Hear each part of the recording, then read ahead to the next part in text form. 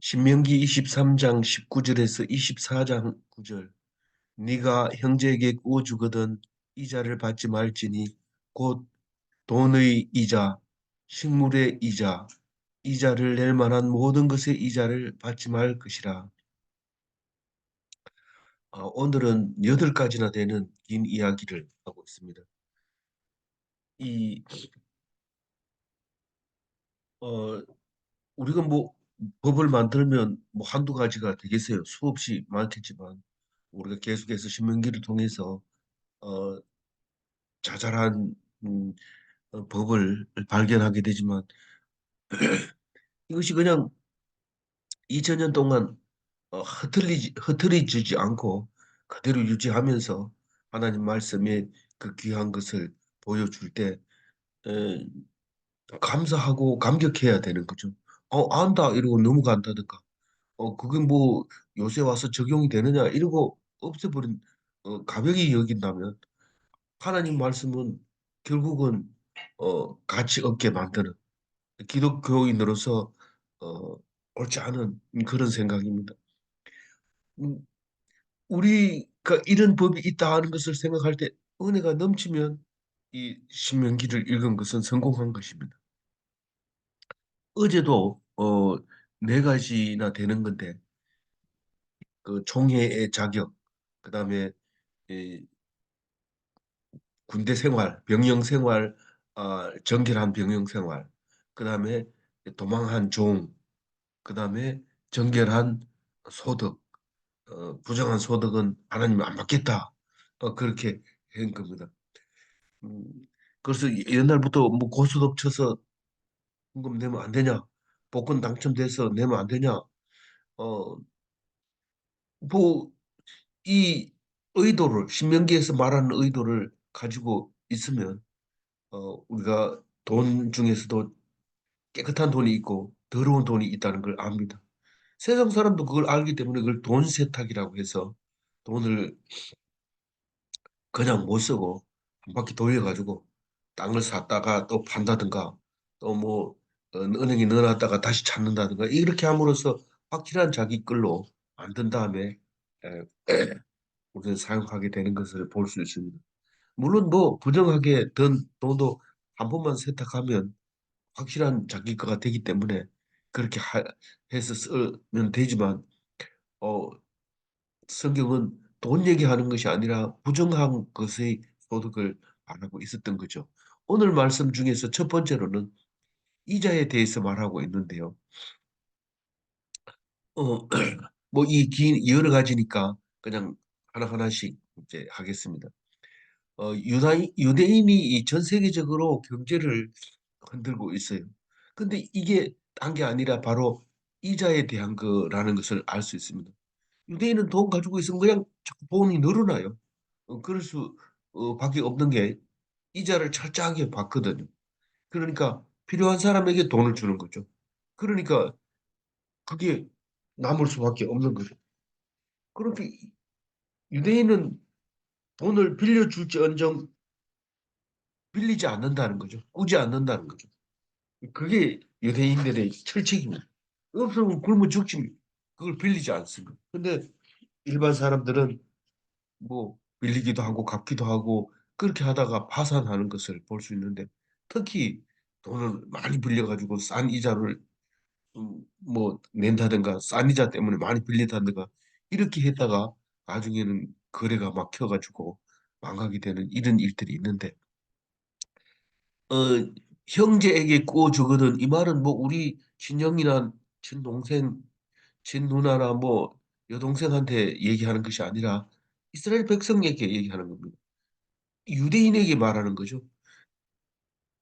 그러면 우리에게는 성도에게 말하는 겁니다. 믿음의 공동체 생활을 하는 사람들에게 말하는 겁니다. 세상에 많고 많은 게 기독교인인데 그 사람들에게 돈을 안 받으면 어떻게 합니까?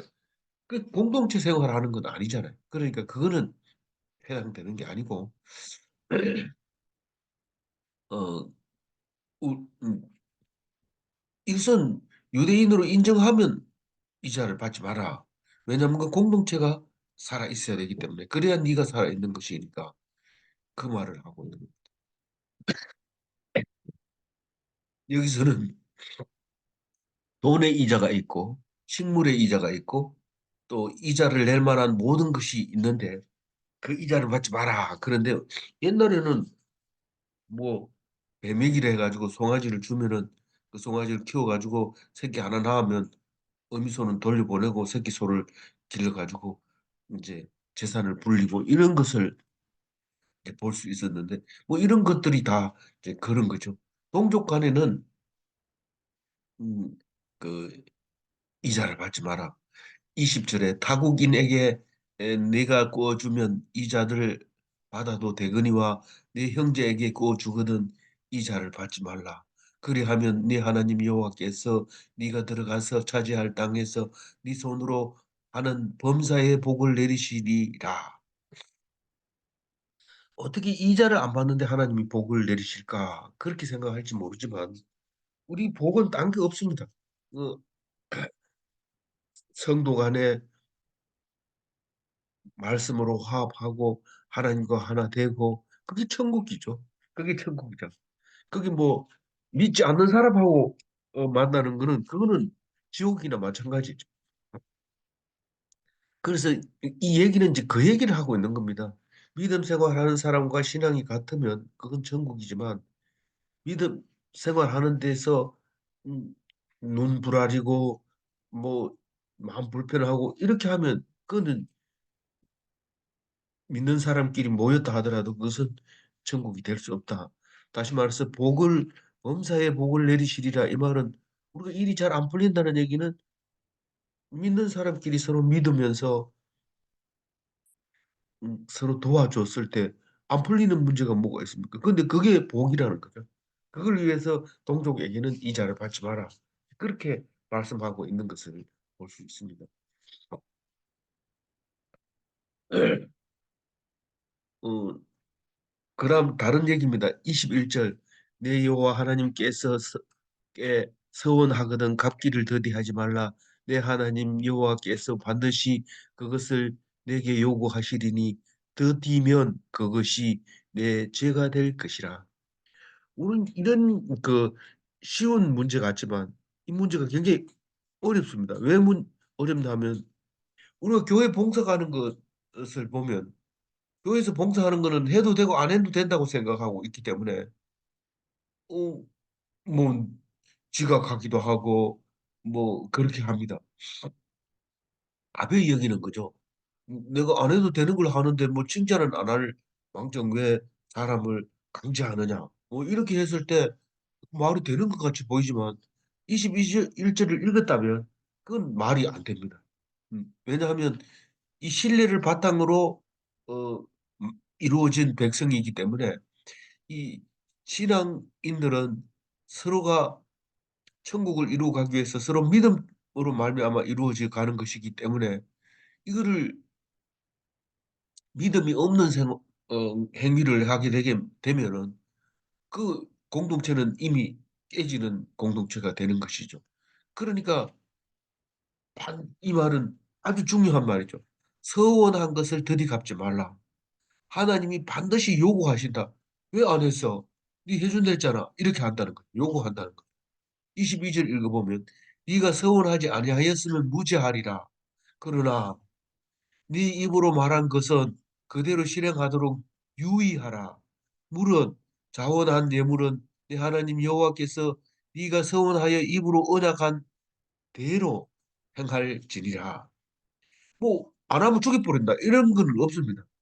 그것은 뭐 안 하면은 뭐 큰일 난다. 이런 건 아니고 서원 안 했으면은 네가 안 해도 상관없다. 한다고 한 적이 없기 때문에 안 해도 상관없다. 그래서 사람들이 자꾸 왜 나는 다른 사람하고 똑같아야 됩니까? 저 다른 사람은 다 뭐라 하고 나만 놔둡니까? 나만 뭐라 합니까? 이렇게 얘기할 때 나만 뭐라 하는 게 아니라 네가 지금 다른 사람이 하지 않았던 서원을 네 속에 했지 않았냐? 내가 뭘 했는데요? 아무도 모르게 나는 이제부터 하나님을 섬겨야지. 절대로 떠나지 말아야지. 이렇게 나한테 했나 안 했나? 그런 거죠. 그렇게 했다면 당연히 딴 사람하고 구별해야죠. 딴 사람은 밥, 술 먹고 놀아도 니는 먹어서는 안 됩니다. 내 먹으면 왜 안 돼요? 왜 나만 야단쳐요? 이러지만 네가 하나님께 서원했기 때문에 그것을 더디 갚으면 죄가 있다. 서원을 하지 않았다면 무죄지만 더디 갚는 것은 유죄다. 그 말입니다. 언제나 하면 될 거 아니에요. 그게 아니고 그것을 속히 갚아라. 뭐 더디 갚을 수는 있지. 이유가 있으면 그렇게 하면 되지만 여기서는 더디 갚는 거, 할 수 있는데도 안 하는 거, 그거를 말하고 있는 거기 때문에 우리는 유의해야 된다. 그 입으로 말한 것은 실행하도록 유의하라 이렇게 말하고 있으니까 무릇 무릇 자원한 예물은 이렇게 했는데 무릇이라는 말은 우리말로 바꿔가지고 얘기하면 종합하여 살펴보건대 이렇게 말합니다. 그럼, 그럼 그렇게 얘기하지 잘 쓰지도 않는 무릇 왜 씁니까? 옛날에 잘 썼어요. 근데 지금은 이 말을 안 쓰고 종합하여 살펴보건대 자원하여 자원한 예물은 네 하나님께서 네가 서원한 입으로 언약한 대로 행할지니라.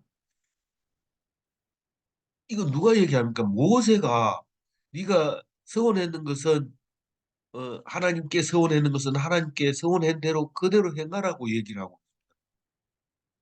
근데 서원을 입으로 한 말은 그것은 언약이 돼가지고 안 해도 되겠지 이게 아닙니다. 그건 아닙니다. 남들은 다 해도 되고 안 해도 되는데 나만 그래요. 네가 언약을 했기 때문에. 그래서 교회에 나와서 세례 받는 것은 언약한 겁니다. 세례 안 받고 술 먹고 노는 거하고 세례 받고 그렇게 하는 것은 완전히 다른 거죠. 뭐 이거 더디 하는 거 그게 중요한 거지 먹고 안 먹고 그게 중요하냐 이렇게 얘기할 때 오늘 뭐 술 먹을 수도 있어요. 그러나 그게 그냥 입 막혀버리고 이렇게 된다면 그것은 지키지 못한 것이 돼서 결국 이 말씀에도 걸리게 되는 거죠. 이제 다른 말을 합니다. 24절. 어, 내 이웃의 포도원에 들어갈 때에는 마음대로 그 포도를 배불리 먹어도 되느니라. 그러나 그릇에 담지 말 것이요. 어, 이것은 현재에서는 잘 안 맞는 것 같지만 원래 원칙이 이렇다는 거죠. 다시 말해서 포도원을 만드는 것도 하나님이 만들어 주셨기 때문에 우리가 포도원을 놔두고 굶어 죽을 수는 없습니다. 주인이 없다고 해서 포도원을 놔두고 굶어 죽을 수는 없습니다. 그러나 먹어도 된다고 해가지고 그거 가가지고 다 먹다 가지고 가버리면 이것은 잘못된 거죠. 그게 우리는 지금 처음부터 틀렸기 때문에 이 24절을 버리려고 마음을 먹을 겁니다. 요즘은 길가에 사과가 달려 있는 포도밭 옆으로 잘 지나다닐 때 정말 손을 차에서 내리지 않고 손을 내밀어서 따먹을 수 있습니다. 그러나 그렇게 따먹은 것이 밭 통째로 어, 갚아줘야 되는 그런 재판관들이 재판이 있었기 때문에 절대로 손 안 내밀니다. 입으로 막 들어갈 것 같고 배도 고프고 그러지만 안 가죠. 그래도 그게 말이 되는 것은 그것을 놔두고 굶어 죽진 않으니까요. 근데 굶어 죽지 않으려면 안 먹어라. 그러나 그것을 따가지고 집에 간다든가 그렇게 하면 안 된다는 거죠.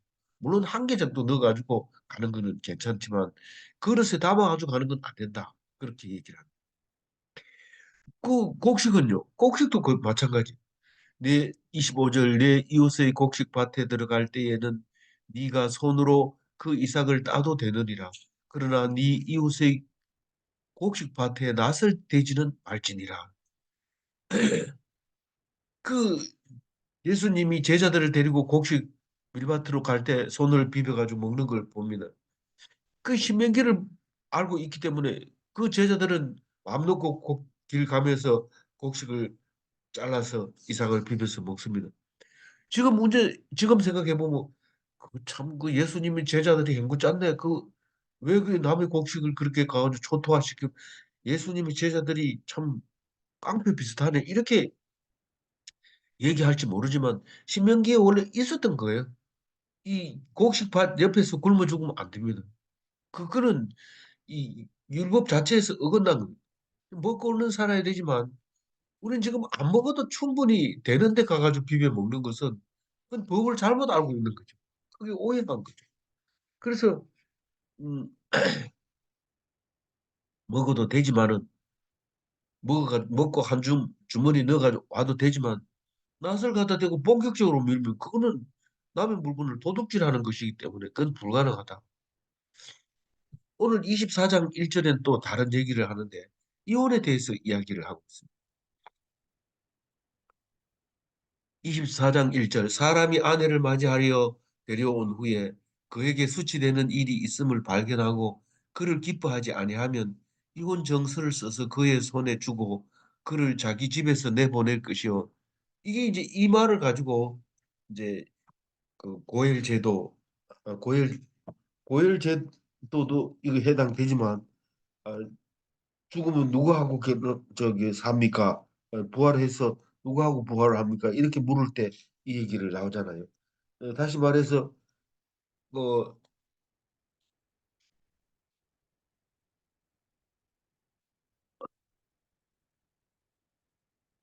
알러지가 이렇게 괴롭히고 있어. 어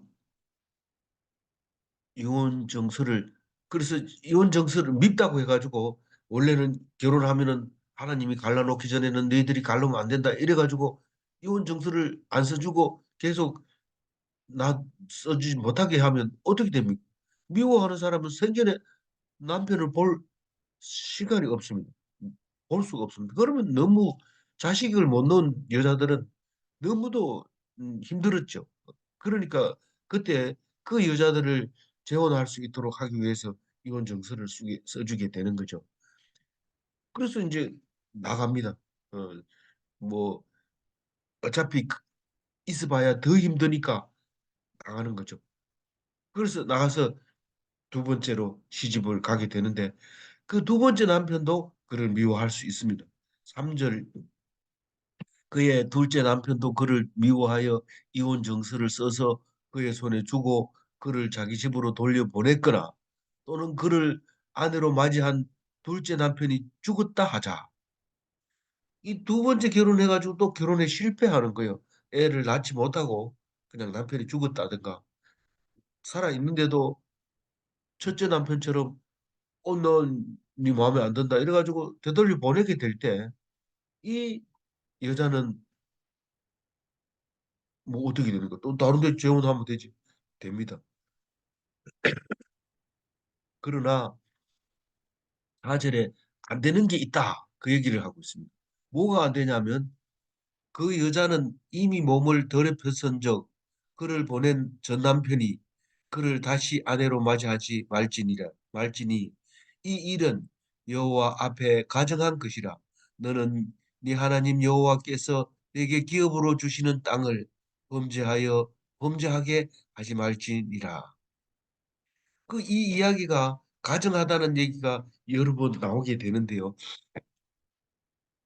어, 이, 그, 무슨 말입니까? 두 번째 남편이 죽었다고 혹은 이혼 정서를 써줬다고 해가지고 첫 번째 남편에게 가서는 안 된다는 거죠. 우리는 이거를 재결합이라고 얘기를 하는데 드라마나 이런 데서 많이 이, 이, 음, 그 재료로 사용하고 있습니다. 그러면 안 된다고 얘기를 해요. 왜 안 됩니까? 이랬을 때 현재 사람들은 이해가 안 갈지 모르지만 하나님이 정해놨습니다. 이게 뭐냐면 몸이 다른 사람에게서 더럽혀졌기 때문에 더럽혀진 것을 다시 받을 수 없다는 거예요. 원래 마음에 안 들었는데 더럽혀진 걸 다시 받을 수 없다는 거예요. 그럼 뭐 당연히 안 받겠죠. 뭐 그걸 율법에다가 기록을 해놓고 그래요. 이렇게 얘기할지 모르지만 사람 마음은 완전히 이랬다 저랬다 하기 때문에 모릅니다.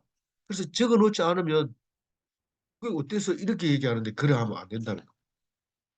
딱 전번보다 나아질 게 있을 수가 없어요. 다른 데가 살다 온 사람을 누가 그걸 받아주니? 그러면 참 착한 남편이다 이렇게 생각할지 모르지만 그거는 정서적으로 여러 가지 측면에서 그건 옳지 않다는 거죠.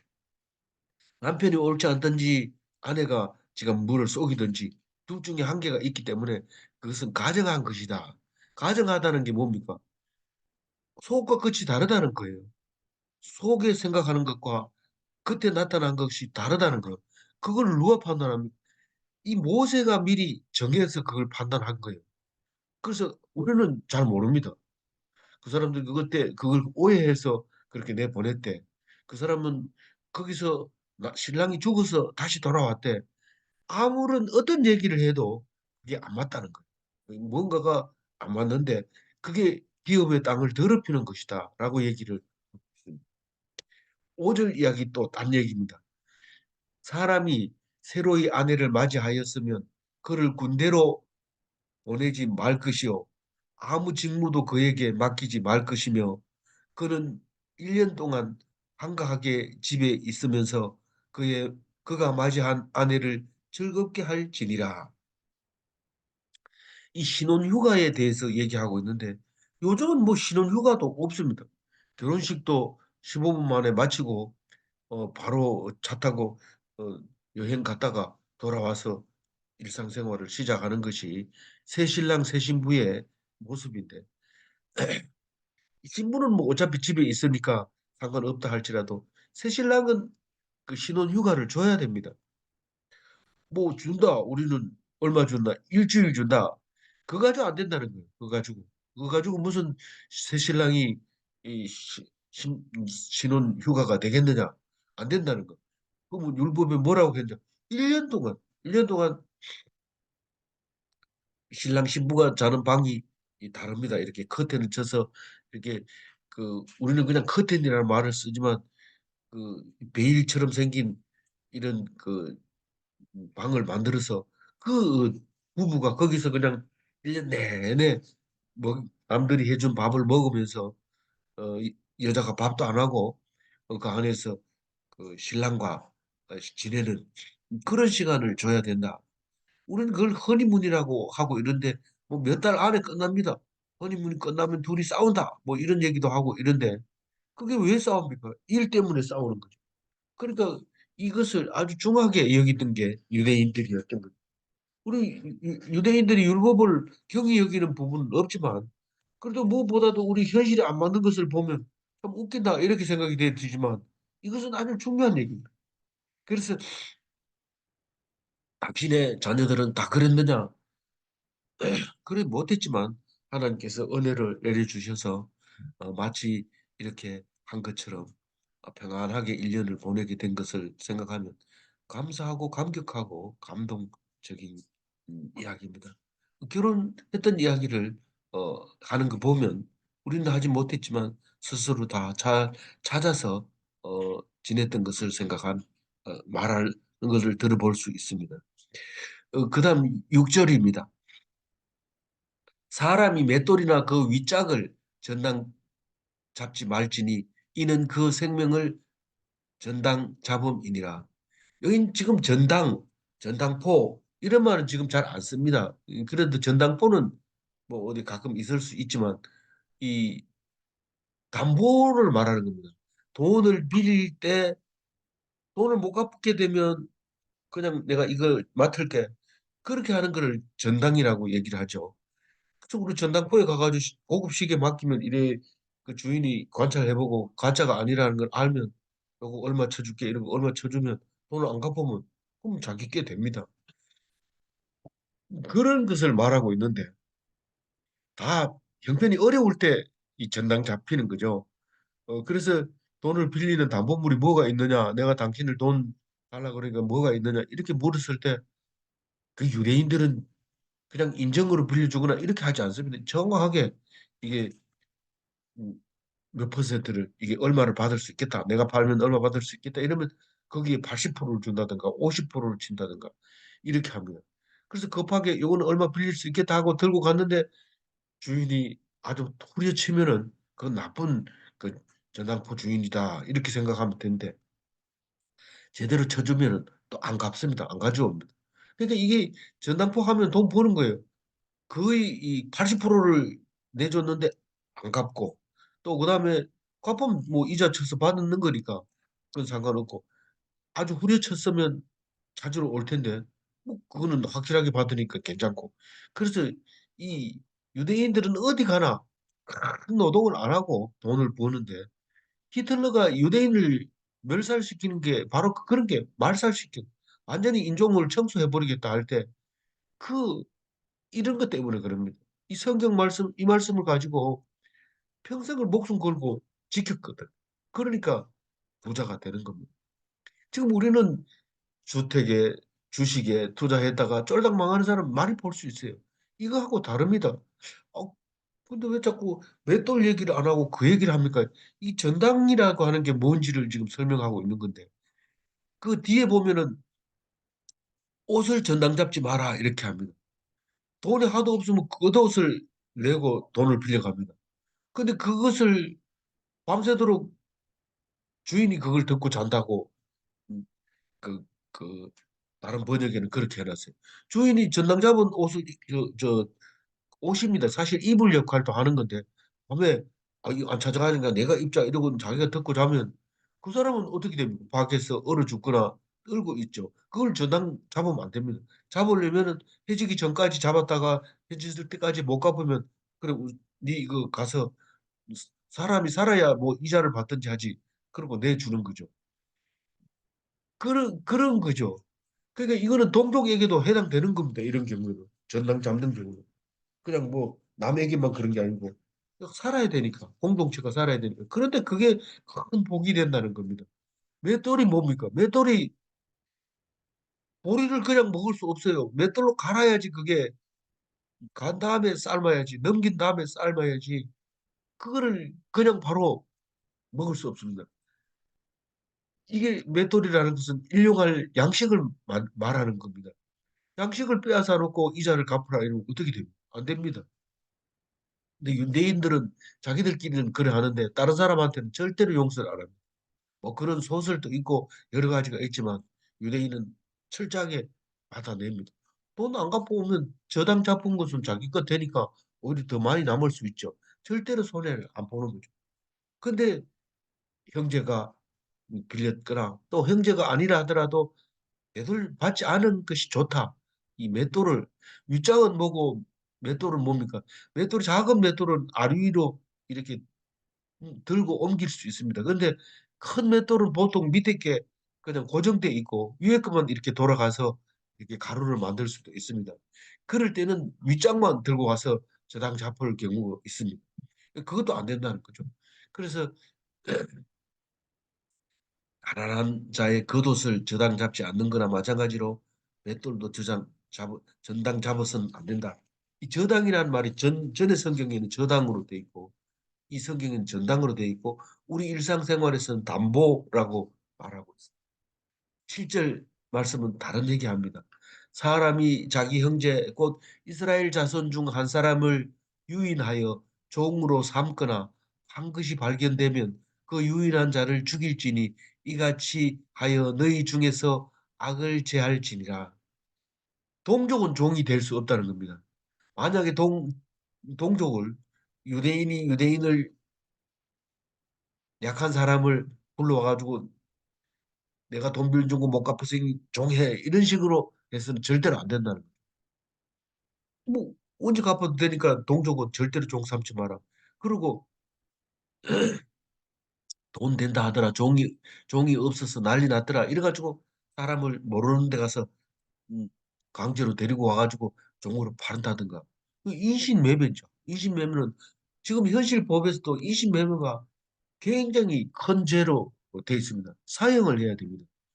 근데 이 사형하는 것이 뭐 사람 좀 종 만들었다고 종이 한두 명도 아니고 전부 많은데 그거 팔았다고 그렇게 죽입니까? 이런데 사형에 해당된다는 거죠.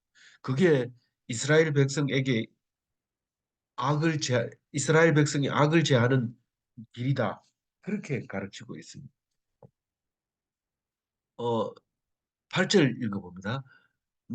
너는 나병에 대하여 삼가서 레위 사람 제사장들이 너희에게 가르치는 대로 네가 힘써 다 지켜 행하되 너희는 내가 그들에게 명령한 대로 지켜 행하라.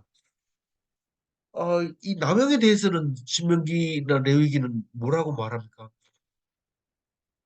백성들하고 구별해야 되고, 그리고 남용은 아무 때나 생기는 게 아니다라고 얘기를 합니다. 이 두 가지를 얘기합니다.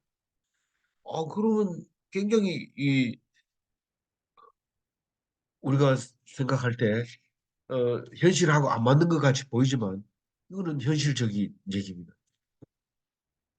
나병을 삼간다는 게 뭐냐? 딴 게 아니고 말씀을 지키고 명령을 따르는 걸 말하는 거예요.